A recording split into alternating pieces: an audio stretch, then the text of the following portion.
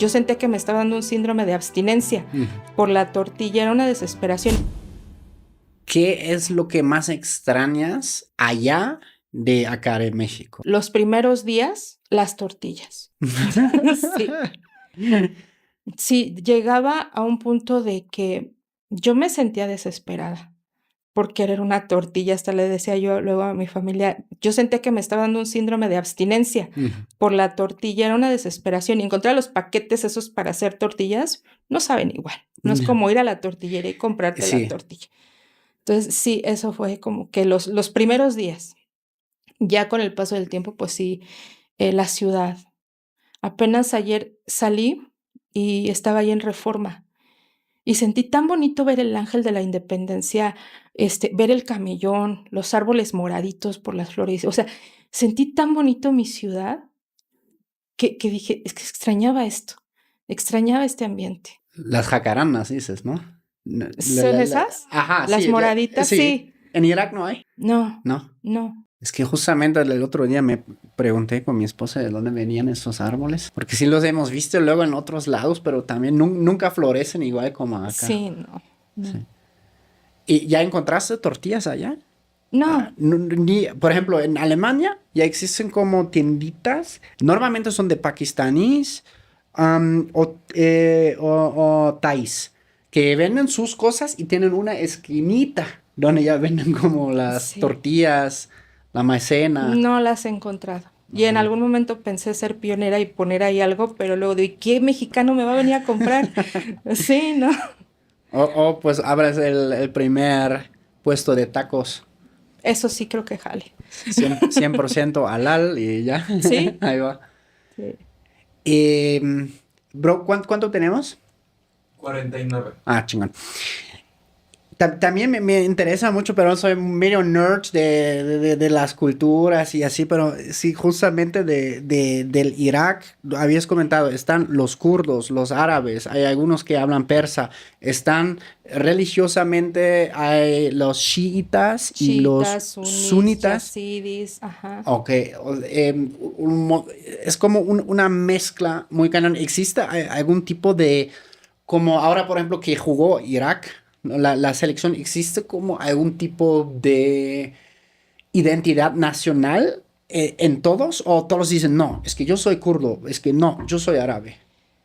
Pues se vio que, digo, ganaron, Irak le ganó a Bolivia, y se veía ahí en el campo cómo festejaban, y veías banderas iraquíes, banderas kurdas, me parece que asirias, entonces se veía ahí como que sí estamos jugando para Irak, para un país reconocido oficialmente, ¿no? Pero somos esta parte de Irak que también existe, ¿no? Que es Ujú. esta minoría.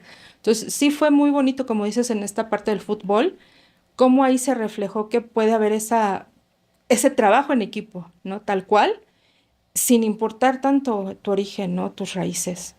Sí, como crear unidad, ¿no? Exacto, no la diferencia de que tú eres kurdo, no puedes participar en el equipo porque no eres iraquí, Ujú. ¿no? Entonces, sí es como que fue bonita esa experiencia de verlos ganar aquí. Sí. Los kurdos, como ya sé que hemos hablado un poco en el en vivo de eso, pero también me gustaría hablarlo de eso aquí en el podcast, como una de las culturas más antiguas de allá. Bueno, antes comentabas que también los morros andan con pistolas en la calle. ¿No crees que también parte de esa tradición bélica viene un poco de que los kurdos desde casi siempre han tenido que pelear por su lugar, ¿no? Así Porque es, nadie les quiso dar su país, ¿no? Hasta la fecha así se es. los niegan. Sí, yo creo que hubiera sido muy fácil para ellos decir, pues ya, ¿no? ¿Qué vamos a lograr? ¿Qué vamos a hacer? Ujú. A lo mejor yo como extranjera, cuando ellos quisieron hacer este referéndum, yo sí decía, pues no lo van a lograr, no es tan fácil como ellos piensan. Pero ellos siguen teniendo esa esperanza de que lo van a hacer, a pesar de tantos años que ellos han vivido así divididos. Y sí creo que tiene mucho que ver, e históricamente sí ha sido un pueblo muy guerrero. Yo hice un video donde contaba justamente que eso a mí lo que me ayuda es que cuando voy a hablar de un tema, cuando me pongo a investigar, pues llega más información, ¿no? Y cómo en la parte otomana, en su momento, el gobernador de Turquía pidió ayuda a los kurdos para lograr la independencia de Turquía y les prometió que los iba a reconocer. Cuando ya ganaron la independencia turca, pues Ya no les dio les una interesa. patada y ya no me sirves, ¿no? Entonces ellos siguen con ese sentimiento de traición, de que los han utilizado en las batallas, ¿no? Y tienen históricamente este orgullo de decir que Saladín al-Ayyubi, que es como que un personaje muy conocido, Saladino, Ujú. era kurdo. Entonces Ujú. tienen como que ese orgullo de ser un pueblo guerrero, ¿no? Que defiende. Sí, y realmente también, como dijimos antes en el en vivo, ¿no? Fue gracias a los kurdos que gran parte de la región se liberó del Estado Islámico al final, ¿no? Así es. Fueron también como hablamos de los batallones de donde solo luchan mujeres. Así es. Dentro de los kurdos es súper fascinante. Yo quiero solo invitar aquí a la audiencia de investigar un poco sobre la cultura de los kurdos porque dentro también tienen diferentes religiones, ¿no? Claro. Como los Yazidi, Yazidi. Ajá. Yazidi, musulmanes de diferentes confesiones, Así es. cristianos kurdos, algunos pocos, pero sí existen. De hecho, como te comentaba, en Irak, que tienen más autonomía de hacer más cosas gubernamentales, ellos tienen una secretaría de asuntos religiosos, Ujú. donde ellos reconocen que dentro de esa área kurda hay más de 8 religiones y no tienen bronca con eso, o sea, Ya. no es de que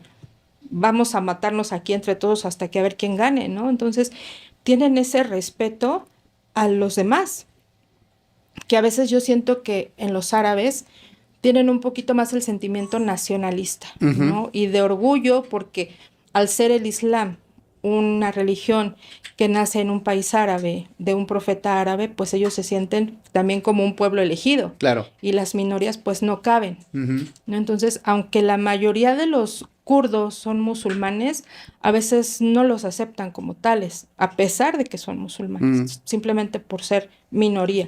Y ellos como kurdos no tienen problema con la religión que la gente profese.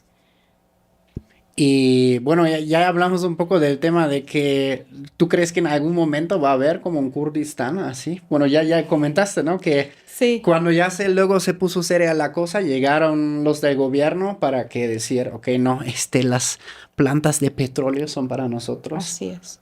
Yo creo que aquí, cuando se hizo esta división del territorio kurdo, pues entra muy atinado, ¿no? Lo que decimos, que divide y vencerás. Mm. O sea, obviamente cuando tienes un territorio dividido entre 4 países, Ujú. ves que en algún país se está encendiendo este espíritu de querer ser reconocidos, pues los otros países van a tener miedo que sus kurdos también se rebelen y lo que hacen es minimizar el problema, ¿no? Mm. Por decirlo de forma buena o amable. Ok. ¿No? Entonces yo creo que es muy difícil que estando entre 4 gobiernos, entre 4 países, puedan lograr la unidad, ¿no? Que lo bonito es que ellos no se perciben como un pueblo dividido, ellos Ya. se perciben como un pueblo único. Claro. Sí, sí, sí. ¿Tu esposo ha visitado México alguna vez? No, ¿No? no, de hecho teníamos la idea de que lo visitara en esta ocasión, pero Ya. dadas las circunstancias, pues iba a ser muy difícil. Claro. ¿Cómo le prepararías al choque cultural en México? Honestamente no lo prepararía. ¿No?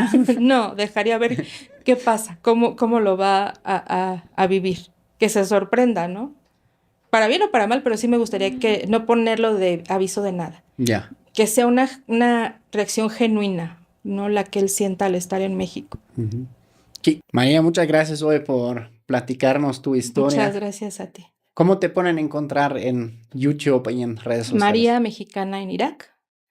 Así estoy en YouTube y en Instagram. Genial.